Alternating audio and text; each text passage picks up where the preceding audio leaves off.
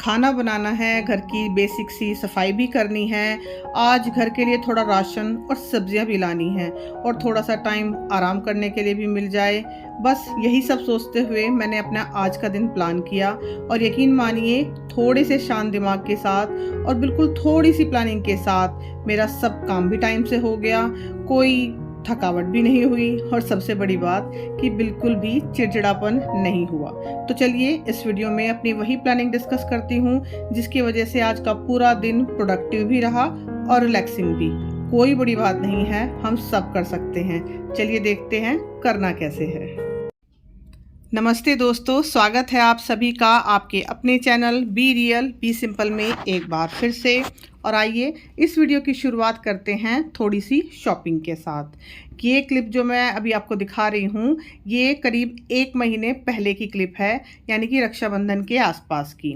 ये जो स्लीपर्स हैं ये मैंने मीशो से मंगवाए थे और इस क्लिप को ज़्यादा देर से आप लोगों के साथ शेयर करने का कारण यही है कि मैं पहले देखना चाहती थी कि इन स्लीपर्स का इफ़ेक्ट कैसा होता है। जो इनके बारे में दावा किया जा रहा है ऐसे ये हैं भी या नहीं, इसीलिए अब मैं इन क्लिप को आप लोगों के साथ शेयर कर रही हूँ जब मैं इन स्लीपर्स को खूब अच्छे से यूज़ कर रही हूँ। अब करीब 1 महीना मुझे हो गया है यूज़ करते हुए।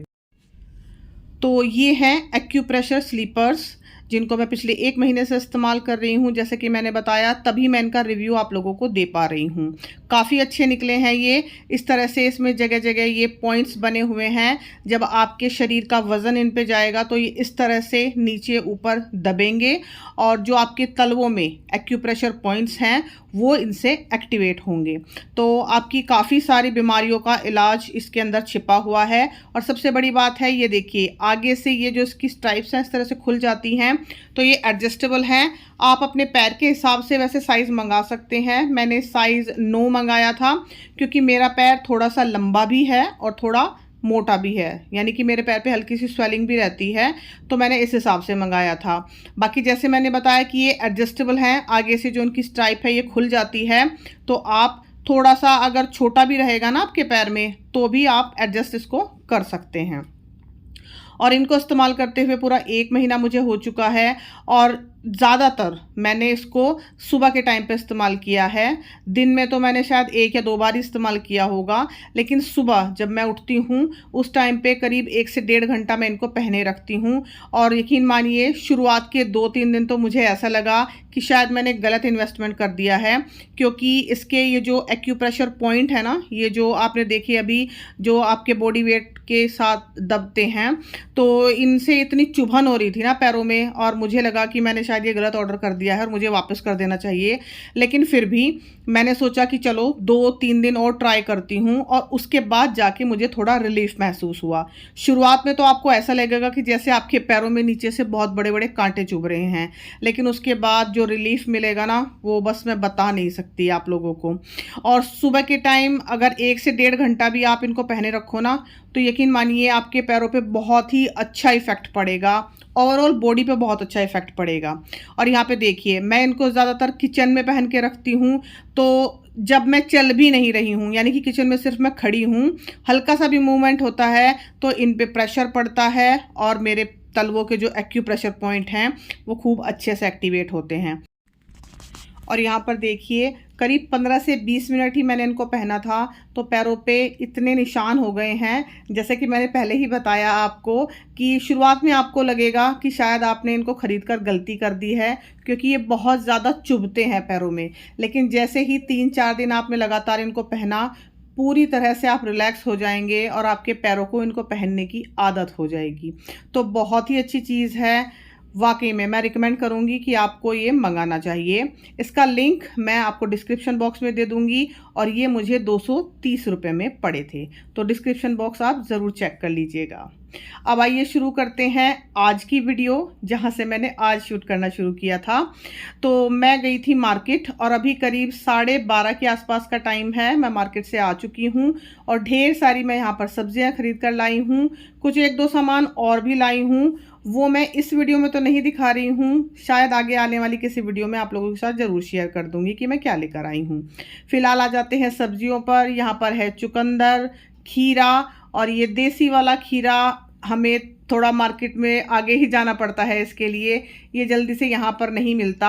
हालांकि मेरे घर के पास ही, बिल्कुल मेरे घर के सामने ही सब्ज़ी वाले भैया आते हैं, लेकिन उनके पास कभी भी देसी खीरा होता नहीं है। वो जो ग्रीन या वाइट कलर का होता है ना, वो होता है, और वो मुझे बिल्कुल भी अच्छा नहीं लगता।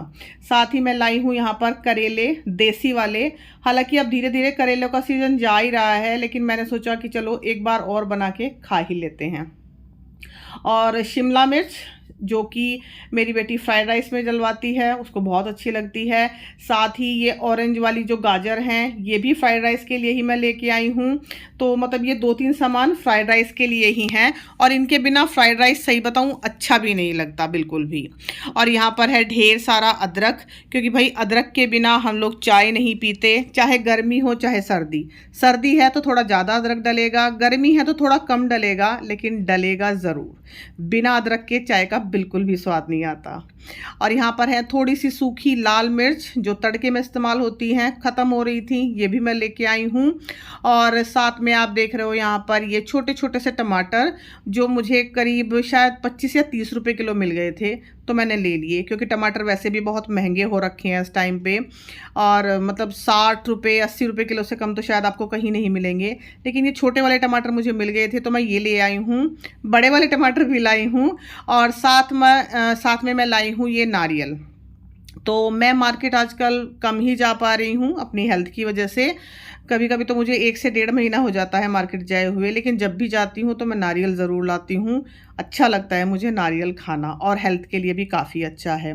तो यहाँ पर हैं ये बड़े वाले टमाटर, ये मुझे मिले हैं 50 रुपये किलो। तो खैर ठीक ठाक ही मिल गए। कच्ची अम्बी आपने देखी, वो भी मैं लेके आई हूँ। प्याज जो आनी ही आनी है घर में, हालांकि अभी आगे नवरात्रि आने वाले हैं, लेकिन कोई बात नहीं, नवरात्रि के बाद इस्तेमाल हो जाएंगी। और यहाँ पर हैं आलू, जिनको मैंने आलू की बास्केट में इस तरह से रखा है। जिस पॉलीथीन में आलू थे ना, उसी को मैंने उसके अंदर कवर कर दिया, ताकि अगर इनमें थोड़ी बहुत भी धूल मिट्टी हो तो वो इसी के अंदर रह जाए, बाहर ना जा पाए। और जो आलू हैं वो मैं बिल्कुल मीडियम साइज़ के लाई हूँ, यानी कि आपको उबालने हैं अगर आलू तो भी दिक्कत नहीं होगी, या फिर आपको ऐसे ही कट करने हैं तो भी दिक्कत नहीं होगी। तो भाई सब्ज़ी लेने का भी एक हुनर होता है। ये नहीं कि आप सब्ज़ी मंडी में गए और बस बोल दिया कि ये सब्ज़ी दे दो। आपको थोड़ा छांटना पड़ता है, थोड़ा देखना पड़ता है, मोल भाव करना पड़ता है, तब जाके आपको कुछ बेहतर तरीके की सब्ज़ियाँ मिल पाती हैं। अच्छा, एक ये कांच की हांडी आप देख रहे हो, ये भी मैं लेके आई हूँ। आगे वीडियो में शेयर करूँगी, या फिर आगे आने वाली किसी और वीडियो में मैं ज़रूर शेयर कर दूँगी उसकी डिटेल्स के बारे में। और वानी के एग्ज़ाम चल रहे हैं, तो वो भी अभी स्कूल से वापस ही आई है जब तक मैं आई हूँ वापस। और सुबह का खाना बना के मैं चली गई थी, और लंच वगैरह वो लेके नहीं जाती है, क्योंकि 12 बजे तक ही वापस आ जाती है। इसीलिए अभी आके बस हम लंच करेंगे।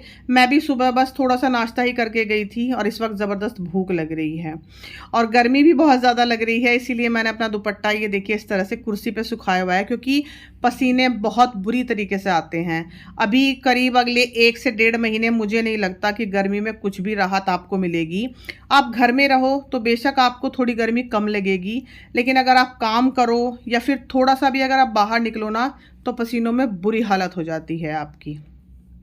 और अभी पिछली क्लिप में आपने देखा कि बच्चों ने बुरी तरह से चप्पलें जो है फैलाई हुई हैं, और ये चीज़ मुझे बहुत ही ज़्यादा इरिटेट करती है। तो उन सबको एक साथ करा चप्पलों को, और यहाँ पर बाहर ये जो डॉगी आते हैं इनके लिए मैंने पानी रखा। जैसे मैंने बताया गर्मी अभी बहुत ज़्यादा है, तो भाई पानी तो देखो दोनों तीनों टाइम मैं रखती हूँ, और रखना भी चाहिए, क्योंकि मुझे मतलब लग जाता है कि आसपास ये हैं और इनको पानी चाहिए, तो मैं रख देती हूँ। इनको पीना है तो अच्छी बात है, नहीं पीना है तो मैं चेंज कर देती हूँ अगले टाइम। तो दिन में 2 से 3 टाइम का ये रूटीन है ही है, रात को सोते वक्त भी, सुबह, दोपहर, कभी कभी तो शायद शाम के वक्त भी मैं एक बार चेक करती हूँ कि उनके बाउल में पानी है या नहीं है। तो अभी उनका पानी वगैरह रख के मैंने कर दिया है गेट बंद। अभी लॉक लगाया नहीं है, बस उसको ऐसे ही उस पर अटका दिया है। और ये जो कपड़ों का स्टैंड है ना भाई, इसको कभी भी सांस नहीं मिलता, छोटा मोटा कपड़ा तो उस पर हमेशा ही रहता है। और यहाँ पर है ढेर सारे कपड़े जो एक दिन पहले धुले थे। अब मैं इनको लेके आई हूँ और इनको मैं फोल्ड करूँगी, और आप मेरी हालत देखकर समझ सकते हो कि मैं कितनी थक चुकी हूँ, क्योंकि सुबह जल्दी उठी, फिर मैंने खाना बनाया और खाना बनाने के बाद मैं मार्केट गई थी, क्योंकि मुझे पता था मार्केट से आने के बाद मेरी बिल्कुल भी हिम्मत नहीं बचेगी खाना बनाने की। तो मैं छोले चावल बना के गई थी। एक्चुअली छोले ही बना के गई थी, चावल तो मैंने अभी बनने के लिए रखे हुए हैं। वो तो शायद मतलब 10 से 5 मिनट में बन ही जाते हैं। अच्छा, जो कपड़े हैं उनको मैंने अभी एक साइड किया। वानी बोल रही थी कि मैं बाद में हेल्प करा दूंगी आपकी कपड़ों को फोल्ड कराने के लिए। और यहाँ पर है वानी के सर्टिफिकेट्स जो मुझे इकट्ठा करके मतलब एक जगह उनको रखना था। काफ़ी दिनों से ये बाहर ही रखे हुए थे। और ये सर्टिफिकेट है वानी का बेस्ट बिहेवियर के लिए। तो इसको देख के मुझे बहुत खुशी हुई थी। उसकी टीचर से भी मेरी बात हुई थी, तो उन्होंने बताया था कि उसका बिहेवियर क्लास में बहुत ही अच्छा है और इसीलिए उसको ये सर्टिफिकेट भी दिया गया है। तो यहाँ पर है ये एक ट्रांसपेरेंट बैग, इसमें मैं सारे सर्टिफिकेट्स रखती हूँ। अपने बच्चों के दोनों बच्चों के इसमें रखे हुए हैं, मेरे और मेरे हस्बैंड के दूसरे बैग में हैं। और ये जो बैग आप देख रहे हो ये करीब 8 से 10 साल पुराना है। इसको जब मैंने लिया था ये करीब शायद मैंने 50 रुपये का लिया था, अभी तक भी बहुत अच्छा वर्क कर रहा है। और इस तरह के बैग्स आपके डॉक्यूमेंट्स को सेफ रखने के लिए बहुत काम आते हैं। ट्रांसपेरेंट होते हैं तो आपको जल्दी से पता भी चल जाएगा कि किस बैग में कौन से डॉक्यूमेंट आपके रखे हुए हैं। अच्छा, यहाँ पर है ये वानी की फ़ोटो मेरी बेटी की, जब वो 2 साल की थी तब मैंने स्टूडियो में ले जाके उसका ये फ़ोटो खिंचवाया था। अब तो शायद कहीं स्टूडियो मेरे ख्याल से शायद मिलेंगे भी नहीं, क्योंकि आजकल हर घर में 3 से 4 फ़ोन हैं, उनमें अच्छी क्वालिटी का कैमरा है, तो सब काम फ़ोन से ही हो जाते हैं। और वो दिन शायद अब लगभग गायब ही हो चुके हैं जब हम स्टूडियो में जाके फ़ोटो खिंचाते थे। अब तो स्टूडियो में शायद हम पासपोर्ट साइज़ फ़ोटो खिंचाने ही जाते हैं, या वैसे तो कोई जाता नहीं होगा। तो चलिए अब आ जाते हैं दोबारा से किचन में। ये जो सब्जियां मैं लेके आई थी इनको अच्छे से मैंने धोया है, खूब अच्छे से 2 से 3 बार। उसके बाद एक बड़े से बाउल में पानी भर के मैंने उसमें थोड़ा सा डाल दिया है नमक, और थोड़ा सा ही मैंने इसमें विनेगर डाला था, वो क्लिप मुझसे मिस हो गई। और इन सब्जियों को मैं करीब आधा घंटा या फिर 1 घंटे तक भी इसमें भीगे रहने दूंगी। तो इससे जो भी सब्जियों पे थोड़े बहुत पेस्टिसाइड लगे हुए होते हैं वो निकल जाते हैं। थोड़े बहुत क्या, एक्चुअली काफ़ी होते हैं। तो कोशिश कीजिए कि सब्जियों को अच्छे से धोकर और थोड़ी देर के लिए नमक वाले पानी में आप डाल दीजिए। करीब आधा घंटा तो डाल के ही रखिए। अच्छा, अदरक कभी भी जब आप साफ़ करते हैं, उसको धोते हैं, तो उसको हमेशा तोड़ के धोइए। जहाँ जहाँ से उसकी गांठें होती हैं ना, उसको हमेशा तोड़ के धोइए, नहीं तो गांठों के बीच में कभी कभी मिट्टी फंसी रह जाती है। और इस तरह से आपको अपनी सब्जियां खूब अच्छे से साफ़ करनी हैं, जैसे कि मैंने की हैं। अब यहाँ पर हमारा लंच हो गया है जी। तो खीरे जो मैं लाई थी वो मैंने कट कर लिए हैं, और इस तरह से लंबे लंबे मैंने कट किए हैं। और जो देसी वाले खीरे होते हैं ना, उनमें बीज बहुत ही कम होते हैं, इसीलिए मुझे ये बहुत अच्छे लगते हैं। इनका स्वाद भी बहुत ही अलग होता है। आप लोग भी प्लीज़ बताइएगा कि आप लोग देसी खीरा ज़्यादा इस्तेमाल करते हैं या फिर वो हाइब्रिड जो आते हैं वाइट कलर के। मुझे उनका स्वाद पर्सनली बिल्कुल भी पसंद नहीं आता। तो यहाँ पर मैंने आधी चुकंदर भी अपने लिए काट ली है, क्योंकि भाई खून की कमी भी पूरी करनी है। और यहाँ पर है छोले चावल। तो दोनों बच्चे अभी खाना खा चुके हैं, मैं अभी खाना खा रही हूँ। और छोले मैंने थोड़े से ही लिए हैं, क्योंकि मेरे मतलब मैं ना उस तरह से हूँ कि मुझे बहुत ज़्यादा सब्ज़ी चावल में मिला के पसंद नहीं है, चाहे वो दाल हो, छोले, राजमा, कढ़ी, जो भी है। मतलब मेरे हस्बैंड इस तरह से करते हैं कि उनको बिल्कुल बराबर की सब्ज़ी चाहिए, बल्कि ज़्यादा ही चाहिए उनको सब्ज़ी। और कपड़ों का ढेर आप देख रहे हो, ये अभी भी इंतज़ार कर रहा है कि मैं इनको फ़ोल्ड करूँगी, लेकिन पहले मैं अपनी पेट पूजा में बिज़ी हूँ। क्योंकि कहते हैं कि एक बार पेट पूजा हो जाए उसके बाद रिलैक्स होकर आप अपना काम करते रहो। और मैं सुबह से गई हुई थी, थोड़ा बहुत नाश्ता ही करके गई थी, तो भूख इस टाइम पर बहुत तेज़ लग रही थी।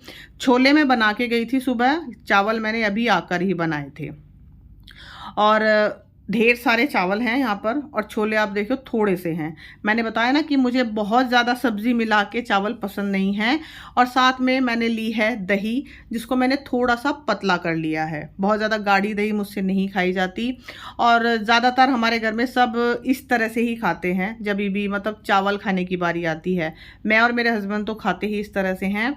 एक बाउल लिया, उसमें चावल डाले, दाल, छोले या कढ़ी जो भी है वो डाला, और उसको मिक्स करके खा लिया। मतलब प्लेट से ज़्यादा सुविधा हमें ऐसे लगती है। आप लोगों में से कौन कौन है जो इस तरह से बाउल में चावल मिक्स करके खाता है, प्लीज़ मुझे कमेंट में बताइएगा। तो चलिए आप लोग भी लंच कीजिए, छोले, चावल, दही और चुकंदर, ताकि आपके अंदर खून बने खूब अच्छे से, आयरन की कमी पूरी हो, साथ में खीरा, और बिल्कुल रिलैक्सिंग सा हमारा ये लंच हो गया। उसके बाद हम दोनों माँ बेटी चले गए थे थोड़ी देर के लिए ऊपर, क्योंकि जैसे मैंने बताया गर्मी अभी भी बहुत ज़्यादा है, तो इसलिए एसी चलाना पड़ा। बिना एसी के बिल्कुल भी काम नहीं चल रहा। हालांकि थोड़ी देर के लिए चलाया था, करीब मतलब आधे पौने घंटे के लिए, लेकिन चलाना ज़रूर पड़ता है। और यहाँ पर है हमारा फैमिली फ़ोटोग्राफ, ये काफ़ी बड़ा है, जिसको मैंने अपने हस्बैंड के बर्थडे पे उनको एज ए गिफ्ट दिया था, और ये मैंने 2014 में बनवाया था। तो बहुत पसंद है, ये सभी को पसंद आया था। और यहाँ पर है वानी, जिसको थोड़ा आलस आ गया है छोले चावल खा के। दोपहर का खाना खा के हल्की फुल्की नींद सबको आती ही है, हालांकि उसके एग्ज़ाम है तो इसलिए वो दोबारा से बैठ गई है पढ़ने के लिए। तो वो सोई नहीं थी, बस थोड़ी देर के लिए लेटी हुई थी ऐसे ही। अब ये है करीब शाम के 4 बजे का टाइम। आ गई हूँ मैं दोबारा से किचन में, थोड़ा सा रिलैक्स करने के बाद। तो ढेर सारा काम भी है आज, साथ ही साथ रिलैक्स भी हो रहा है। मैं सुबह खाना, जैसे मैंने बताया, सुबह मैंने खाना पीना सब बनाया। उसके बाद मैं चली गई मार्केट, घर की बेसिक क्लीनिंग करने के बाद, और उसके बाद आके ढेर सारे कपड़े फोल्ड किए, खाना खाया, रेस्ट किया, उसके बाद फिर से किचन में। तो बस इसी तरह से ये एक लूप चलता रहता है, जिसको हम थोड़ी थोड़ी देर पे ब्रेक कर सकते हैं, थोड़ा थोड़ा सा रेस्ट करके। तो मैं भी इसी तरह से काम करती हूँ, एक साथ लग के काम नहीं करती हूँ, थोड़ा थोड़ा सा रेस्ट करके बीच में तब काम करती रहती हूँ। इससे काम भी हो जाता है, आपकी एफिशिएंसी भी बनी रहती है, और आप बहुत ज़्यादा चिड़चिड़ाहट भी महसूस नहीं करते, क्योंकि जब काम का एकदम से प्रेशर आता है ना, तो हम बहुत ज़्यादा चिड़चिड़े हो ही जाते हैं। अच्छा, यहाँ पर सारी सब्जियां मैंने अच्छे से धो के और सुखा के, जिनको मैंने नमक वाले पानी में भिगोया हुआ था ना, उनको भी अच्छे से कपड़े से, सूखे कपड़े से साफ़ करके मैंने इस तरह से जो फ्रिज की बास्केट है उसमें लगा दिया है। और ये जो गाजर हैं, इनका हेड एंड टेल, यानी कि आगे और पीछे से इनको मैंने हल्का हल्का सा कट कर दिया है, क्योंकि ये सबसे पहले यहीं से गलनी शुरू होती हैं। और ये वाली गाजर का मुझे नहीं पता, इनकी मैं कितनी भी अच्छी तरीके से मतलब स्टोरेज कर लूँ, ये 2 दिन से ज़्यादा सर्वाइव ही नहीं कर पाती फ्रिज में। तो ये जो छोटे वाले टमाटर हैं, इनको मैंने अभी बाहर ही रखा है, इनकी मैं प्योरे बनाने वाली हूँ। बाकी सारी सब्जियां मैंने फ्रिज में सेट कर दी हैं। और जितने भी ये जो ऑर्गेनाइज़र आप देख रहे हो ना फ्रिज में, सब्जी ऑर्गेनाइज करने के लिए मैंने इस्तेमाल किए हैं, ये कुछ भी खरीदा हुआ नहीं है। ये सारे प्लास्टिक बॉक्सेस हैं जो ज़्यादातर आपके किसी कुकीज़ में या खाने में आते हैं, और इनमें से कुछ बॉक्स तो बहुत पुराने हैं। जो लॉक एंड लॉक के मेरे पास बॉक्स थे ना, उनके ढक्कन टूट गए थे, तो उनका जो नीचे वाला बॉक्स था काफ़ी स्टर्डी था, वो मैंने as a storage box fridge में सब्जी रखने के लिए इस्तेमाल किया हुआ है। तो ज़रूरी नहीं है कि आप हर बार नई ही चीज़ खरीदें, पुरानी चीज़ों को भी आप अच्छे से रीयूज़ कर सकते हैं। अब वानी यहाँ पर टमाटर काटने में मेरी हेल्प कर रही है, और वो मुझसे बोल रही थी कि मुझे टमाटर काटना बता दो, सब्जी काटना बता दो। तो बस मैं वही उसको बता रही हूँ। अच्छा, मेरा मानना है कि कुकिंग और क्लीनिंग ये 2 ऐसी स्किल्स हैं जो बेटा और बेटी दोनों को बराबर आनी चाहिए। ये कोई ऐसी स्किल नहीं है जिसमें कोई आप जेंडर डिसाइड करेंगे कि ये काम बेटी का ही है, ये काम बेटे का ही है। भूख सबको लगती है, और अपने आसपास सफाई भी सबको अच्छी लगती है। तो बेसिक सी कुकिंग और बेसिक सी क्लीनिंग आपके बच्चों को आनी ही चाहिए। उनको उनके उम्र के हिसाब से काम ज़रूर दीजिए। हाँ, आप साथ में ज़रूर खड़े रहिए। जैसे अभी मेरी बेटी कट कर रही है, तो मैं उसके साथ ही खड़ी हूँ, ताकि उसको कहीं चाकू ना लग जाए, या चाकू किस तरह पकड़ना है ये भी मैं उसको बता रही हूँ।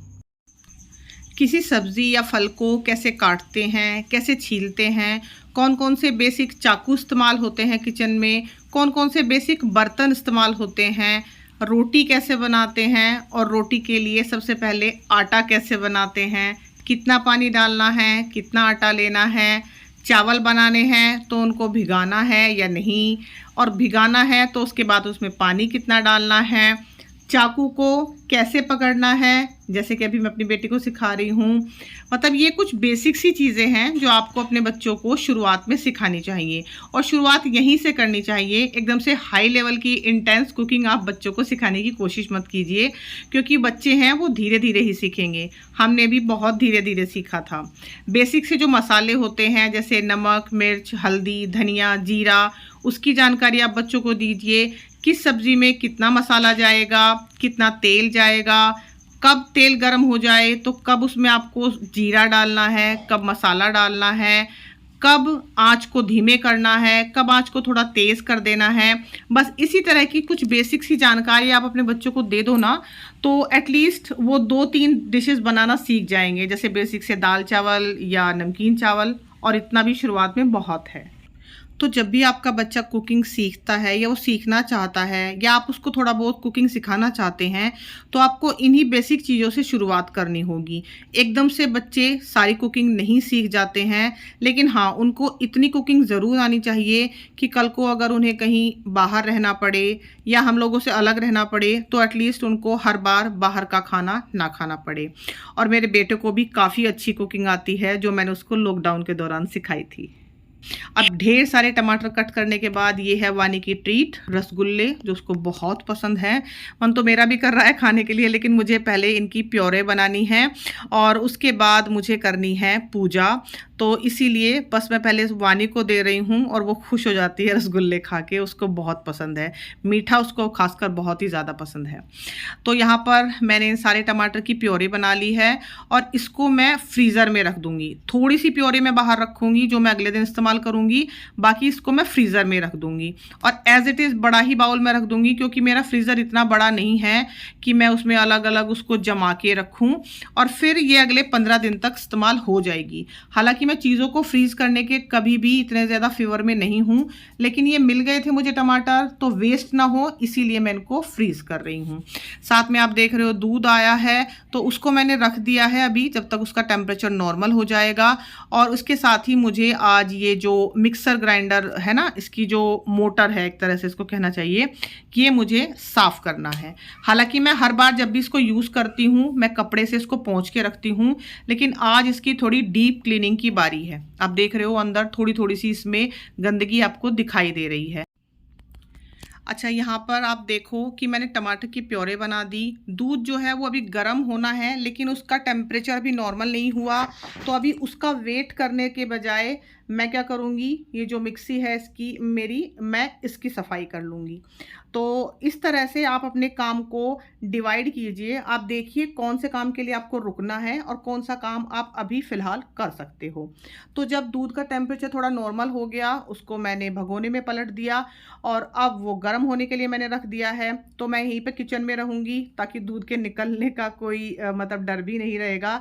नहीं तो मेरे साथ ऐसा ही होता है कि मैं जैसे ही दूध रख के और थोड़ा भी इधर उधर होती हूँ ना, तो दूध निकल जाता है। तो मैं कोशिश करती हूँ कि मैं उसी टाइम पे दूध गर्म करूँ जिस टाइम पे मैं किचन में हूँ। मुझे कोई भी चाहे काम करना हो, लेकिन मैं उस टाइम पे किचन में हूँ। तो यहाँ पर हल्के गीले कपड़े से मैं इसको साफ़ कर रही हूँ, और जो अंदर की जो छोटी छोटी जगह है ना, जहाँ पे मेरी उंगली नहीं जा रही है, जहाँ पे मेरा हाथ अच्छे से क्लीन नहीं कर पा रहा है, उसको मैं इस तरह से देखिए चम्मच पे कपड़े को लपेट के और इस तरह से क्लीन कर रही हूँ। आप चाहो तो चाकू का भी इस्तेमाल कर सकते हो, चाकू पे भी आप कपड़ा लपेट सकते हो, या फिर जो कांटा होता है खाने वाला फोर्क, आप उसका भी इस्तेमाल कर सकते हो। मैं इस तरह से चम्मच का इस्तेमाल करती हूँ। उस पर हल्का सा कपड़ा आपने लपेटा, हल्का गीला कपड़ा, और इस तरह से आप साफ़ करेंगे ना, तो मैं ये नहीं कहूँगी कि 100%, लेकिन हाँ 90 to 95% आपकी चीज़ें अच्छे से क्लीन हो जाएंगी, जो भी आपके किचन के अप्लायंसेस हैं। और ये जो मिक्सी है ये मैंने 2021 में ली थी, इसको 4 साल हो चुके हैं पूरे। अगस्त में ही ली थी शायद मैंने, हाँ अगस्त 2021 में ली थी। और इससे पहले जो मेरे पास मिक्सी थी वो ल्यूमिक्स की थी। मुझे नहीं पता उस कंपनी का अभी भी कुछ मतलब बनता है या नहीं। तो वो मैंने ली थी 2003 में, और वो मिक्सी मेरी चली है पूरे 18 साल। तो देखिए किचन के अप्लायंस खरीदना कोई बड़ी बात नहीं है, हम सब खरीद ही लेते हैं अपने बजट के हिसाब से, लेकिन उनकी देखभाल करना, टाइम टू टाइम उनकी सफाई करना, ये सबसे बड़ा फैक्टर है जिससे कि आपके जो अप्लायंस हैं वो आपका सालों साल साथ निभाते हैं। जैसे मैंने बताया कि इससे पहले जो मिक्सी मेरे पास थी वो पूरे 18 साल चली है और उसने कभी भी मुझे कोई दिक्कत नहीं दी, मुझे उस पर 1 रुपया भी खर्च करने की ज़रूरत नहीं पड़ी। बस फाइनली वो एकदम से ही ख़राब हुई, तब मैंने उसको छोड़ा। इसी तरह से जो मेरा फ्रिज है वो मैंने 2002 में लिया था, वो भी 2021 में ही ख़राब हुआ था, यानी कि वो 19 साल चला। तो कोई भी आपका अप्लायंस वो 17, 18, 19 साल चल रहा है तो वो तभी चल सकता है जब आप उसकी टाइम टू टाइम देखभाल करते रहेंगे, सफाई करते रहेंगे। तो जैसे मैंने कहा कि अप्लायंसेस लेना कोई बड़ी बात नहीं है, लेकिन उनकी मेंटेनेंस आप ही के हाथ में है। तो आप हफ्ते में, 10 दिन में, जब भी आपको टाइम मिले, प्लीज़ इस काम को करते रहिए और आपके अप्लायंसेस आपका सालों साल साथ निभाएंगे। तो यहाँ पर थोड़े से एफर्ट से हमारी ये मिक्सी काफ़ी हद तक साफ़ हो गई है। जैसे मैंने कहा 100% नहीं, लेकिन 90 to 95% ये साफ़ हो चुकी है। और इस पर ये जो कुछ निशान पड़े हुए हैं, ये जो आप देख रहे हैं, ये इस वजह से पड़ गए हैं क्योंकि जो इसकी वायर है मैं यहीं पर उसको लपेटती हूँ तो ये निशान नहीं जाते हैं। हालांकि बस ये निशान है, गंदगी कुछ नहीं है। और ये एक जो बड़ा सा निशान आप देख रहे हो, इसको मैं नेल पेंट रिमूवर से साफ़ करूँगी। इसका यहाँ पर स्टिकर लगा हुआ था जिसको निकालने के बाद इसकी थोड़ी चिपचिपाहट रह गई है, तो उसको मैं अगले दिन करूँगी। अभी हो गया है डिनर टाइम, तो चलिए अब जल्दी से सब कुछ रैप अप करती हूँ। थोड़ा बहुत जो आज मैंने सोचा था क्लीनिंग का वो भी हो गया और सब्जियों की ढेर सारी शॉपिंग भी हो गई, थोड़ा रिलैक्स भी हो गया और बहुत ही अच्छा एक प्रोडक्टिव दिन मेरा बीता। दूध यहाँ पर गर्म हो चुका है, लेकिन अभी ये काफ़ी गर्म है, थोड़ा इसका टेम्परेचर नॉर्मल होगा तब मैं इसको फ्रिज में रखूँगी। तो चलिए मिक्सी को रखते हैं साइड में क्योंकि अब ये चकाचक हो चुकी है और अब मैं बनाऊँगी डिनर, जो कि होने वाला है सिंपल सा, बस दाल और रोटी। तो इस वीडियो को मैं यहीं पर एंड करती हूँ। प्लीज़ मुझे बताइएगा ये वीडियो आपको कैसी लगी, बोरिंग लगी या किसी भी पॉइंट पर आपको हेल्पफुल लगी। और अगर हेल्पफुल लगी हो तो प्लीज़ मेरे चैनल को सब्सक्राइब ज़रूर कीजिएगा, एक लाइक भी दे दीजिएगा अगर वीडियो पसंद आई हो, और अगर नहीं पसंद आई हो तो बेशक आप डिसलाइक कर सकते हैं। मेरी वीडियोस को अपना टाइम देने के लिए आप लोगों का बहुत बहुत धन्यवाद। Thank you so much for watching. चलती हूँ, दोबारा मिलूँगी एक नई वीडियो के साथ। और हाँ, एक बार फिर से रिक्वेस्ट, अगर वीडियोस पसंद आती हैं तो आप मेरे चैनल को सब्सक्राइब ज़रूर कीजिएगा।